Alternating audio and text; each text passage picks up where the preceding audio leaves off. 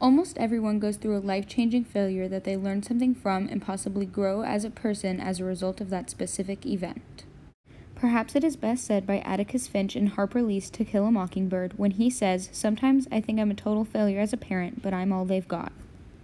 This aligns almost perfectly with what my friend Whitney Ballard said when asked about some of her own experiences with failure. Even though everyone fails, it's a good thing because there is always a reason for why that specific event happened. Similarly, when asked about what would happen if there were no consequences for actions, my grandfather said, "If there were no consequences, then the natural tendency would have been to be less disciplined and less aware of right and wrong."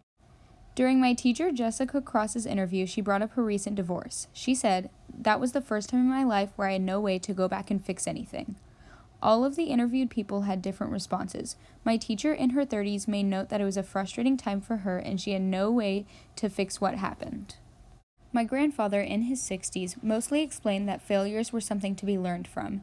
Everything he talked about snowballed into each other. Him not making it onto a basketball team led to him having an internship, which led to him discovering that he wanted a business degree.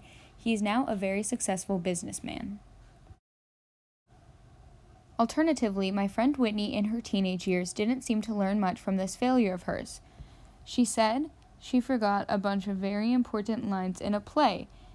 It was very embarrassing, but she understands what it's like to fail now. It seems she still had lots of growth to do based on her interview. Depending on the age of the person interviewed, their overall outlook on life was different. It seems that the older you get, the better you are able to see the good that comes from failures and how they affect your life.